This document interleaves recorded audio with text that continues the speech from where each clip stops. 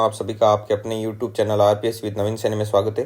विद्यार्थियों, आज हम पढ़ेंगे लोक संगीत के बारे में। ठीक है विद्यार्थियों, तो लोक संगीत के आपके 2 वीडियो बनेंगे और इस 2 वीडियो के साथ ही आपका लोक संगीत हो जाएगा कंप्लीट। और जो आपका कल्चर है वो अंतिम चरण में चल रहा है और कल्चर के बाद में आपके ज्योग्राफी शुरू की जाएगी। ठीक है, ज्योग्राफी पढ़ाएंगे उसके बाद में। और आपकी और भी कोई इच्छा हो दूसरा सब्जेक्ट पढ़ने की, मतलब सेकंड ग्रेड के फर्स्ट पेपर में आपके हिस्ट्री और कल्चर तो हो जाएगी कंप्लीट। अब इसके अलावा और आप क्या पढ़ना चाह रहे हो? साइकोलॉजी चल ही रही है, मतलब साइकोलॉजी की 2 यूनिट अपलोड की हुई है, बाकी भी धीरे धीरे कर देंगे। ठीक है, तो चलिए शुरू करते हैं। तो आज हम पढ़ेंगे लोक संगीत। देखो, सबसे पहले है संगीत घराने। तो संगीत घराने किसे कहते हैं? घराना होता है विशिष्ट गुरु परंपरा। कैसे? जैसे जयपुर घराना है, तो सबसे पहले आ जाएगा जयपुर घराना का प्रवर्तक कि भाई इसको शुरू किसने किया था। ठीक है, अब उसके बाद में वो प्रवर्तक हो गए गुरु, अब उनके चेले, फिर वो चेले और चले आगे, फिर उनके और चेले। तो इस प्रकार जो ये गुरु परंपरा चलती है, तो इसे क्या कहते हैं? ये घराना। अब इन सबको पूछेंगे कि भाई आप कहाँ के कलाकार हो, कौन से संगीत, किस जगह के संगीत कलाकार हो, तो बोलेंगे ये जयपुर घराने के हैं, इनकी ये धुन है, ये इनकी शैली है। ऐसे समझ गए आप? तो ये चीज़ है जयपुर घराना। जयपुर घराना के प्रवर्तक थे मनरंग खां, जिन्हें भूपत भी कहते थे। ठीक है, और इनके वंशज थे मोहम्मद अली कोठीवाला से ये घराना क्या हुआ था? प्रसिद्ध हुआ था। और ये घराना ध्रुपद गायकों का रहा है। किन का रहा है? ध्रुपद गायकों का। और ध्रुपद गायन की 4 मूल वाणियाँ होती है: गोहर वाणी, खंडार वाणी, नोहर वाणी, डागूर वाणी। अब देखो, जो फैक्ट है वो सीधे फैक्ट आपको याद रखना ही है, इसके अलावा इनका कोई सॉल्यूशन नहीं है, मैंने पहले बता दिया आपको। ठीक है, इसके बाद में आता है मेवाती घराना। मेवाती घराना के प्रवर्तक थे उस्ताद गग्गे नजीर खां। तो ये थे प्रवर्तक इसके, और ये जोधपुर महाराजा जसवंत सिंह के दरबारी कवि भी थे। कौन? उस्ताद गग्गे नजीर खां। और देखो, पंडित जसराज, पंडित मणिराम इत्यादि इसी घराने से संबंधित हैं। कौन से घराने से? मेवाती घराने से ही संबंधित है। इसके बाद में है डांगर घराना। तो डांगर घराना के प्रवर्तक थे बहराम खां। और बहराम खां कौन थे? जयपुर के शासक सवाई राम सिंह के दरबारी गायक थे। देखो, मुख्यतया तो आप सिर्फ प्रवर्तक ध्यान में रखना, प्रवर्तक मेन है, सारा खेल प्रवर्तक पर। ये लगभग क्वेश्चन प्रवर्तक से रिलेटेड ही आपको पूछा जाएगा। ठीक है, और इस घराने में जियाउद्दीन खान डागर, मोइनुद्दीन, अमीनुद्दीन डागर बंधु, ये डागर बंधु थे। ठीक है, और अल्लाह बंदे खां के नाम क्या है? प्रमुख है। इसके बाद में है रंगीला घराना। तो रंगीला घराना के प्रवर्तक थे रमजान खां रंगीला, और ये जोधपुर के प्रसिद्ध गायक इमाम बख्श के क्या थे? शिष्य थे, उनके स्टूडेंट थे। कौन? रमजान खां रंगीला। इसके बाद में है बिनकार घराना। बिनकार घराना कहाँ का था? जयपुर का, और इनके प्रवर्तक थे रजब अली बिनकार। ठीक है, और जयपुर के शासक महाराजा राम सिंह के दरबार में रहते थे ये। और रजब अली खां तथा सादिक अली खां, वो इन बिनकार घराने के प्रसिद्ध क्या थे? वादक थे। ठीक है, इसके बाद में है सैनिया घराना जयपुर। तो इसके प्रवर्तक थे तानसेन के पुत्र सूरत सेन थे, वो क्या थे? इस सैनिया घराना के प्रवर्तक थे। ठीक है, और अमृत सेन, नियामत सेन, कायम सेन, रहीम सेन आदि प्रमुख वादक हुए हैं इस सैनिया घराना के। और इस घराने के वादक हैं वो गोहर वाणी तथा खंडार वाणी में इनको क्या थी? महारत हासिल थी। ठीक है, अब आगे है लोकगीत का वर्णन, वर्गीकरण।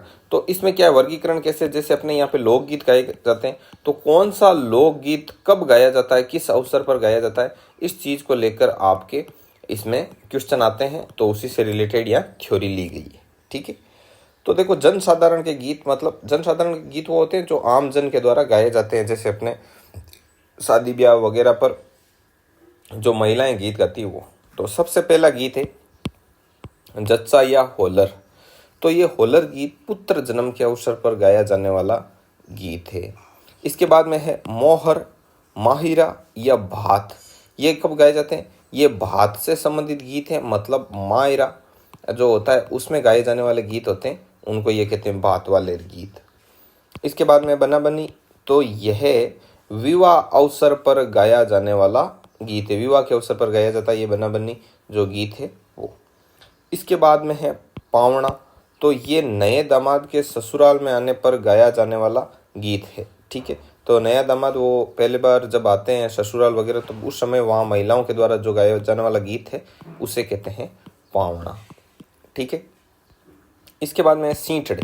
तो सींटड़े क्या है कि भोजन कराते समय बारातियों को जो मीठी मीठी गालियाँ देते हुए जो गीत गाए जाते हैं वो कहलाते हैं सींटड़े। ये महिलाओं द्वारा गाए जाते हैं कब, जब बाराती वगैरह को जब भोजन करवाया जाता है ना, जब वो खाना खा रहे होते हैं उस समय गाया जाता है ये गीत। उसके बाद में घोड़ी। तो घोड़ी गीत है वो बारात रवानगी के समय गाया जाता है। जब बारात रवाना होती है, घर से रवाना होने वाली होती है, घोड़ी पर चढ़ता है दूल्हा वगैरह, तब ये गीत गाए जाते हैं, इन्हें घोड़ी गीत कहते हैं। ठीक है, अब है जला व जलाल। तो वधु पक्ष की महिलाएं जब वर की बारात का डेरा देखने के लिए जाती है तो उस समय ये जला व जलाल गाया जाता है। ठीक है, जैसे ये दुल्हन का घर है और बारात को यहाँ रोका गया है। ठीक है, बारात मान लो यहाँ से आई है, पहले इसको यहाँ रोक देंगे, फिर यहाँ पर वो थोड़ी देर रुकेंगे और उसके बाद में यहाँ आएंगे। तब जब ये वधु पक्ष की महिलाएं होगी वो क्या करेगी कि जब बारात आई हुई रहेगी तो डेरा देखने के लिए जाएगी, तो उस समय जो गीत गाए जाते हैं वो जला व जलाल गीत कहलाते हैं। ठीक है, अब इसके बाद में है कुकड़लू। तो ये जब दूल्हा तोरण पर पहुंचता है तब वहाँ की महिलाओं द्वारा गाया जाने वाला गीत कौन सा है, कुकड़लू। अब है चिरमी। तो चिरमी गीत है, ये चिरमी के पौधे को संबोधित करते हुए वधु द्वारा, जो लड़की होती है उसके द्वारा अपने भाई वे पिता की प्रतीक्षा की जो मनोदशा है उसका चित्रण किया गया है। जैसे ये अपने ससुराल में बैठी है कोई लड़की, अब वो किसकी प्रतीक्षा कर रही है, अपने भाई और पिता की प्रतीक्षा कर रही है कि वो मुझे लेने आएंगे, तब मैं कहाँ जाऊँगी, अपने पियर जाऊँगी। ठीक है, तब वो क्या करती है, तो इसमें चिरमी के पौधे को संबोधित करते हुए, ठीक है, अब सीधा ये नहीं बोल रहे हैं कि भाई इस लड़की की मनोदशा क्या है, वो कैसे वेट कर रही है, उसके मन पर क्या बीत रही है, इस चिरमी के पौधे को लेकर वर्णन किया गया है। ठीक है, कि जैसे कि ये चिरमी का पौधा ही वेट कर रही हो किसी का, ऐसे। तो ये है चिरमी। इसके बाद में है बदावा गीत। तो बदावा गीत है ये शुभ कार्य संपन्न होने पर गाया जाने वाला गीत है। उसके बाद में है सुपना। तो सुपना है, सुपना मतलब सपना से, ठीक है, ड्रीम। तो वीरणी, वीरणी कौन है, नायिका है, के स्वप्न से जुड़ा हुआ गीत है। वीरणी नायिका मतलब जिसका पति उससे दूर रहता है, उस विदेश में रहता है नौकरी वगैरह किसी भी चक्कर में, और पीछे जो वीरणी है मतलब उसकी याद में जो नायिका बैठी है उसके सपने से जुड़ा हुआ गीत है सुपना। उसके बाद में कागा। कागा में क्या होती है, वीरणी नायिका कोए को संबोधित करते हुए अपने प्रियतम को आने का शगुन मानती है। जब कोआ बोलता है ना तब उसको वो शगुन मानती है कि अब वो आने वाले हैं, तब उसकी वो मनोदशा का चित्रण है। ठीक है, आगे है मोरिया। तो मोरिया गीत है, ये लोकगीत उस युवती की मनोदशा का चित्रण है जिसका संबंध तय हो चुका है, मतलब रिश्ता तय हो चुका है तथा विवाह में क्या है, देरी है। तो इसका आपके मनोदशा का चित्रण किया गया है। आगे है सुवटिया। तो ये सुवटिया है, ये परदेश गए पति को जो संदेश मैसेज भेजने का गीत है कि भाई सुवटिया ये ले जाओ और ये बात है तुम अब मेरे पति तक पहुंचती हुई करना। ठीक है, तो ये है। उसके बाद में है जोरावा। तो जोरावा जैसलमेर की तरफ पति के विदेश जाने पर पीछे उसकी वीरणी द्वारा वियोग में गाया जाने वाला गीत है। इसके बाद में है केसरिया बालम। केसरिया बालम पति की प्रतीक्षा कर रही नारी की व्यथा है, उसका इस केसरिया बालम में वर्णन किया गया है।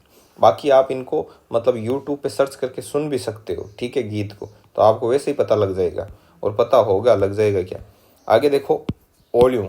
ओलियूं क्या है, ओलियूं ये किसी की याद में गाया जाने वाला गीत है।